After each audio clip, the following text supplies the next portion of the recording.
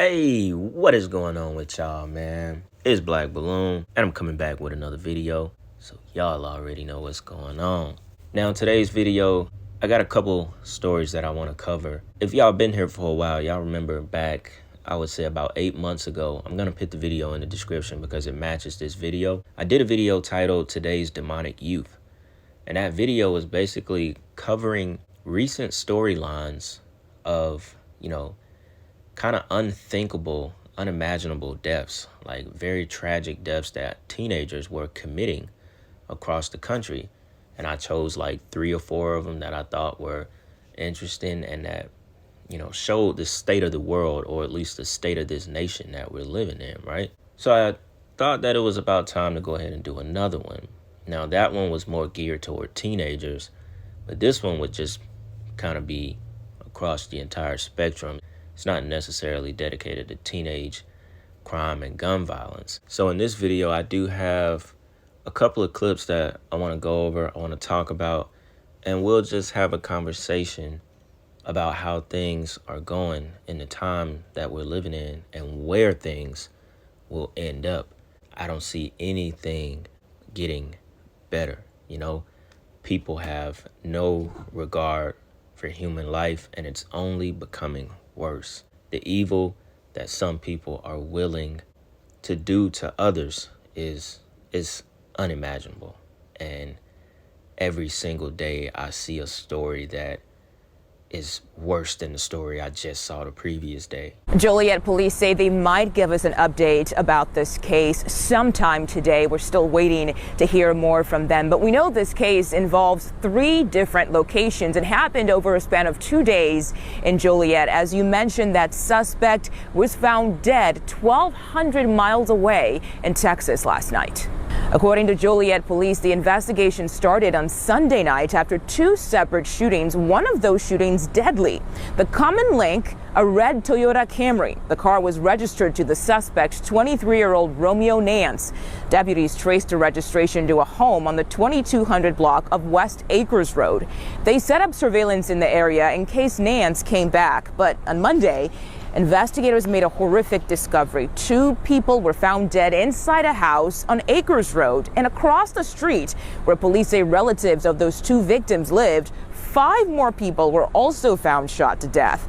Investigators still haven't said if those are Nance's family members, only that they are known to Nance. Now, around 8:30 yesterday evening, Joliet police learned Nance had been spotted by U.S. Marshals in Natalia, Texas, about 30 miles southwest of San Antonio. He was found in a car at this Valero gas station. Here's how authorities describe what happened next. Called, and how we got into this was a possible pursuit coming out of Bexar County, and it ended up here. And at this location, the suspect of multiple homicides was basically cornered, and at some point in there, he took his own life. We are now learning that the people who were living in the homes across the street from each other, just behind this police tape, were all 7 of the victims of this one incident, and they were all related to each other and the shooter. The houses across the street from each other on West Acres Road. Inside one, 4 females, ages 14, 16, 20, and 38. And 1 man, also 38 years old. In the other, a man who was 35, and another woman, she was 47. All of them shot to death. Later, police connected these shootings to 2 others about 10 minutes drive away from here, and to 28-year-old Romeo Nance, the suspected shooter. At a nearby apartment complex, 28-year-old Toyosi Bakari, who is originally from Nigeria and is not believed to be related to the other victims, was found shot in the head. He later died in the hospital. At another scene, the only surviving victim was caught on surveillance video walking to his car when the driver of a red sedan, who police say was also Nance, passed by once, twice, then fired 9 shots out the window, hitting this victim in the leg. Now, I'm not sure if the guy was 23 or 28 years old. Could have just been a mistake, and they didn't exactly know how old this dude was. There's no clear explanation on why he did it, why he chose to murder 7 of his family members and one person that he shot in the head that was a Nigerian guy that was unrelated to the family, and then an attempt on a 9th person. I feel like some of this stuff has to be, we got to be made aware of this kind of stuff, because I know a lot of people don't watch the media. A lot of people don't watch the news because it's always negative, but you can't help it. You can't help it when this stuff has been more common than, probably any generation before us. The way the world is going now, the way people are, they have no hearts. You can't trust nobody. People have no hearts. The way our world is set up is for everyone to think about themselves. And then that's just kind of on the surface level. You don't really think about how people get taken over by spirits and demons. Because in my mind, for someone to be able to do this kind of stuff to their family, not just one person or 2 people, kill basically your entire family, you have to be, a spirit would have had to led you to do that. Some kind of demon took over this man. That's just pure evil energy. That's pure devil, pure demonic. There's nothing good, I don't even know what to say, because my mind and my heart doesn't work that way. I can't feel that way. Like, you never know what somebody is thinking or what other people are going through or what caused people to snap sometimes. But I'm speaking of this as like in a whole, things that are going on in this world right now, and the fact that it's not going to get any better. And the fact that, like I said, you can't trust nobody. So it's like the people that you got around you that you love, your kids, your family, like hold them where you hold them. Keep them at a level where it's all love, if that's what it can be. And if it can't be that, just move on, because there's no time for anything in between. Like I see a lot of people these days like, yo, when I'm riding on the highway, somebody blow their horn at me or something is like some kind of little road rage incident. I just keep driving. I don't blow my horn. I don't do nothing. Think about that. 10, 15 years ago, you can't tell nobody nothing. They're going to blow their horn at you. You blow their horn at them. It's going to be a horn battle. People going to do what they do on the road. Now, people still do it, but people have become so aware now in this day and age that they don't even want to respond on the street no more in their cars. They don't even want to blow their horn back because they feel like somebody might get out the car and shoot their car up. I see it on Instagram and in comments and stuff under certain kind of videos all the time. People like, I just mind my business. I just drive. I don't even do anything like that. So that lets you know the state of the world that we live in right now. And this kind of stuff with a guy murdering 8 people in just a span of a day or 2 is what's making it worse. So I ain't going to drag it on too long with this one. Y'all see what's going on. We're going to go ahead and jump into the next clip. So check this out. Back to some breaking news now from Tinley Park, where a man has been charged with killing his wife and 3 adult daughters. So let's head back to CBS 2's Marissa Perlman. She is live at the Tinley Park Police Department with the latest on those charges. Once again, good morning, Marissa. Dana, good morning to you. I'm glad you can hear me okay now. A very important story to share with you. Police say it was a verbal argument that led to this shooting. And the suspect, this father, is actually the person who called Tinley Park Police and let them know about the shooting inside his own home. This man is 63-year-old Mahir Kasim, now charged with 4 counts of first-degree murder. Investigators say he shot his wife, 52-year-old Mahida Kasim, during an argument and also shot his 3 adult daughters. Kasim was taken into custody after giving a statement about his involvement in the murders to police. Police found all 4 victims inside the home in the same room and a gun on scene.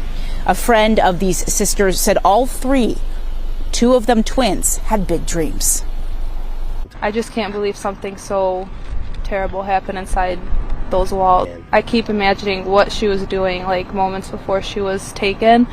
Now in this case, I just couldn't believe this, y'all. I guess you could call this one crime of passion, domestic violence.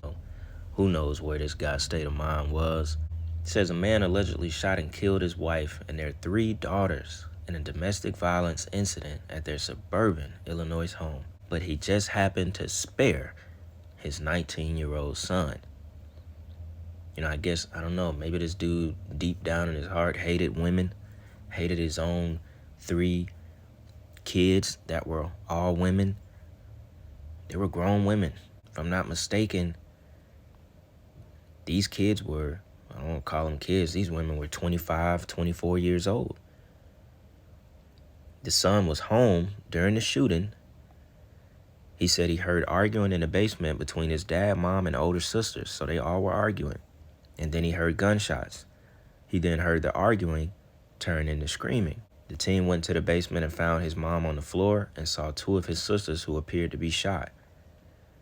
The teenager then witnessed his dad shoot his 3rd sister and shoot his mom again. The wife, 53, was shot 7 times, and the daughters, who were 25, 24, and 25, 2 of them were twins, were also shot multiple times. So you had to think about it. Unless he had a gun with an extended clip of, 20 rounds in it, he had to reload to shoot all of them that many times. Shortly after the shooting, the husband actually called the police himself and said, "My wife has been shot and I'm going to jail." So once again, y'all, this is what we living in. People snapping so crazy that they willing to kill the entire family. This man killed all 3 of his daughters, y'all. That's why I said every time I hear a story that's wild, it's like I hear another one that's even more just, I can't believe this shit. It's like, what is this world coming to, y'all? Think about what we are living in.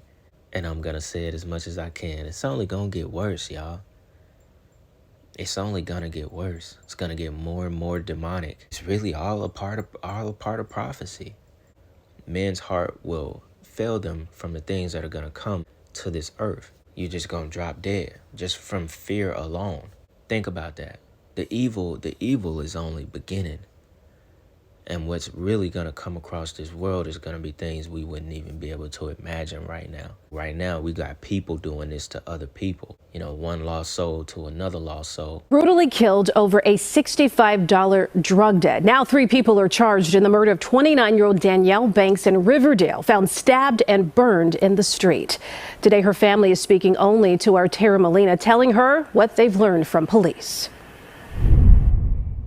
Danielle Banks' family told me they're thankful police say they found the 3 responsible for her murder, calling it a type of closure ahead of the holidays and before they celebrate her life.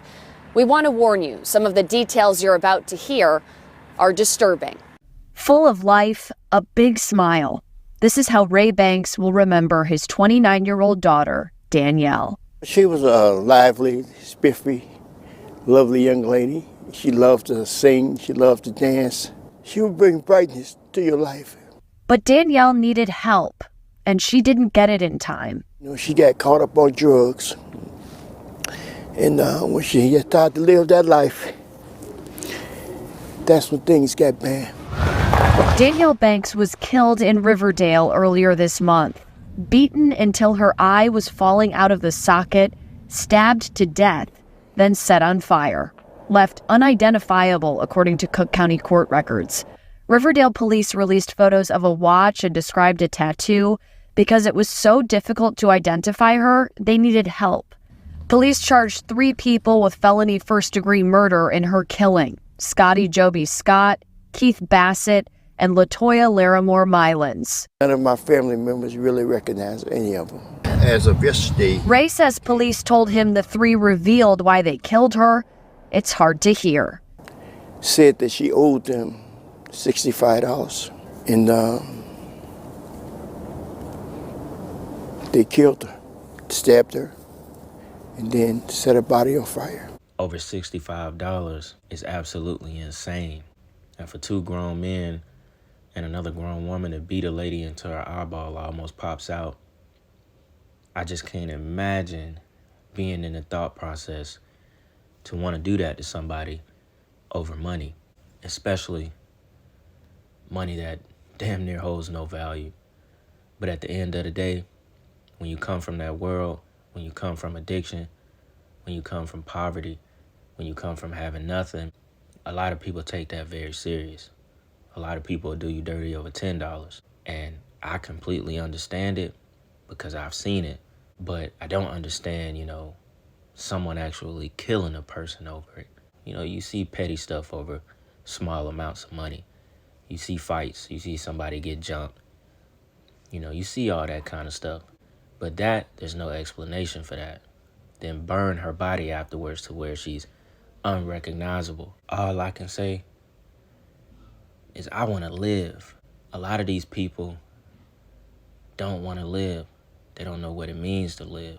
There's so much out here that we haven't even seen. So much, in this world that we haven't seen.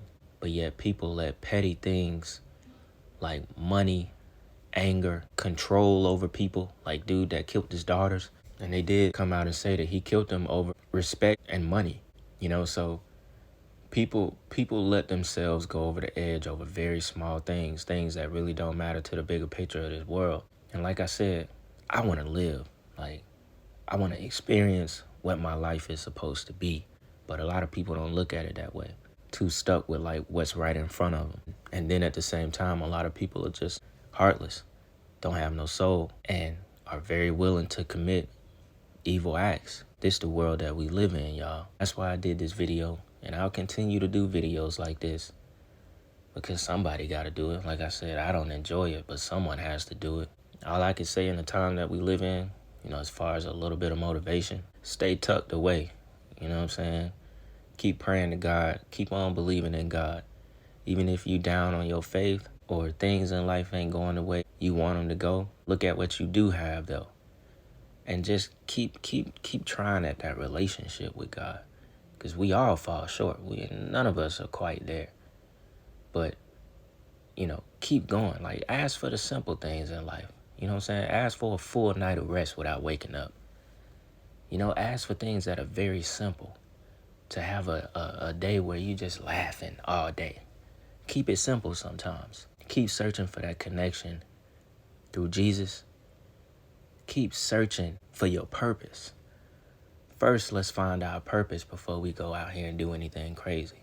There's so much stuff to think about before choosing to do some wild ass shit that'll cost you the rest of your life. And in these last days that we living in, it's most important to make that connection with God, because that's what all this is about. This is God showing his mighty hand in our world.